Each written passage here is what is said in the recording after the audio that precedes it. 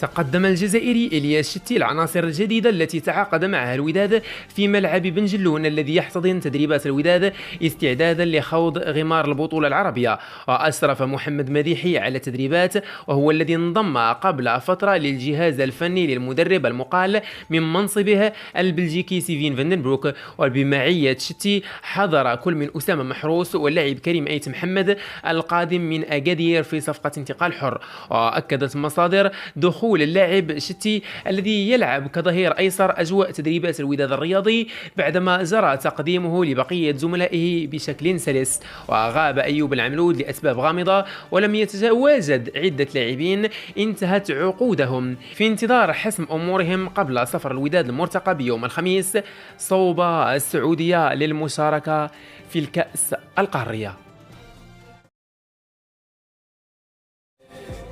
يستمر فريق الوداد الرياضي في تحركاته القوية بالميركاتو الصيفي الحالي بعدما أبرم مجموعة من الصفقات التي يهدف من خلالها إلى تدعيم صفوفه وتشكيل مجموعة قوية قادرة على المنافسة في الموسم المقبل. ووفق ما أوردت مصادر مطلعة فإن الوداد الرياضي يعمل جاهدا على حسم صفقة أحد النجوم من البطولة الوطنية الاحترافية، ويتعلق الأمر بلاعب شباب المحمدية محمد مرابط.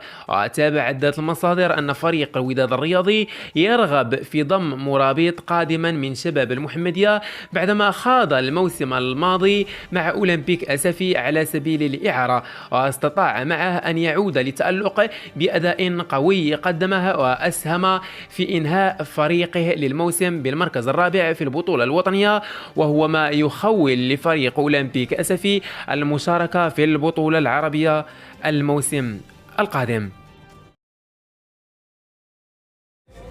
توصل المكتب المسير لفريق الوداد الرياضي إلى اتفاق مع الإطار الوطني علي الرمزي لقيادة الوداد خلفا للمدرب البلجيكي سيفين فاندنبروك الذي قرر الرحيل عن فريق الوداد الرياضي. وكشفت مصادر متطابقة أن سعيد الناصري رئيس الوداد استقر على اسم رمزي ليكون مدربا جديدا للوداد، وأن الأخير سيحل بالمغرب من أجل توقيع العقد النهائي. وأكدت مصادر أن رمزي اشترط قبل التوقيع النهائي معرفة مصير النادي، خصوصا بعد عقد الجمعة العامة وربط تعاقده ببقاء الناصري رئيسا للوداد، بحكم أن الأخير هو من تفاوض معه منذ البداية ووضع مشروعا خاصا بالنادي. وتابعت مصادر أن رمزي يحظى بتأييد من طرف عدة من أعضاء المكتب المسير وأيضا أعضاء داخل الإدارة التقنية بالمنتخب المغربي الذين أعجبوا بهذا التعاقد، خصوصا أن رمزي من لاعبين سابقين وقدم أداء جيد رفقة فريق بيس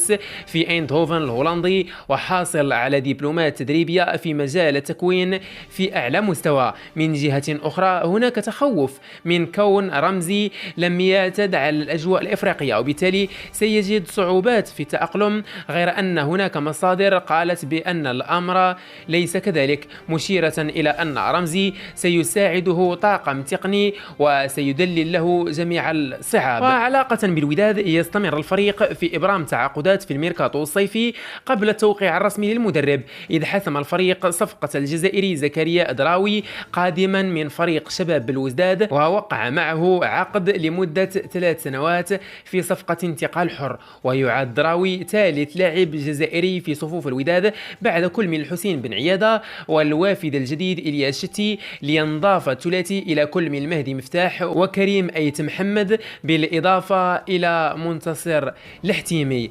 وبالمقابل قرر فريق الوداد الرياضي التخلي عن مجموعة من لاعبيه الذين يعدون من ركائز النادي، من بينهم رضا التقنوتي الذي قرر مغادرة الوداد بصفة نهائية، إذ رغم تماثله للشفاء منذ أسابيع إلا أنه لم يخوض تدريب رفقة الوداد، وينتظر أن يتعاقد مع أحد الأندية المحلية أو الخارجية، وهو الأمر ذاته بالنسبة للاعب أيمن الحسوني الذي أبلغ إدارة النادي بنيته عدم استمرار رفقة النادي الأحمر، في حين رفض يحيى عطية الله أيضا الاستمرار ويبحث عن نادي جديد لتحسين دخله المادي وكذا تطوير مستواه الكروي.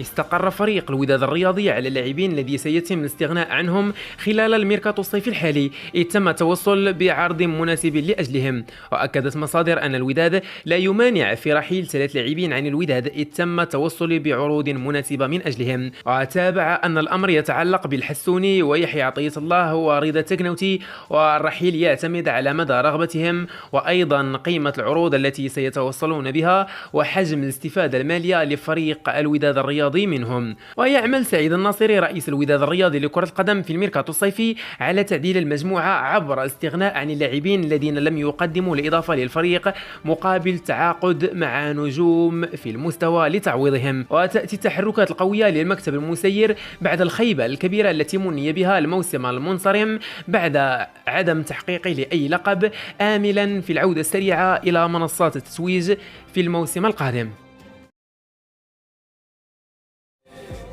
نجح سعيد الناصري رئيس الوداد في التعاقد مع الجزائري زكريا أدراوي خلال الميركاتو الصيفي قادما من شباب الوزداد، ويلعب اللاعب المذكور صاحب 29 عام كمتوسط ميدان، وانضم بشكل رسمي لفريق الوداد الرياضي وفق عقد يمتد ل3 مواسم. وتمكن سعيد الناصري من إقناع أدراوي التوقيع في كشوفات فريق الوداد الرياضي في صفقة إجمالية بلغت 600 مليون سنتيم، إذ سيتوصل اللاعب الجزائري ب 180 مليون سنتيم خلال الموسم الأول، على أن تنضاف إليها 20 مليون سنتيم في الموسم الثاني و40 مليون سنتيم في الموسم الثالث. وبات أدراوي ثالث لاعب جزائري في صفوف الوداد بعد كل من إلياس شتي الذي وقع أيضا عقد مدته 3 سنوات، ثم الحسين بن عيادة الذي قضى لحد الآن موسما واحدا رفقة الفريق الأحمر، غير أنه لم يكن موفقا رفقته ولم يخوض معه تجارب كبيرة بسبب كثرة إصاباتها التي تعرض لها في الموسم المنقضي.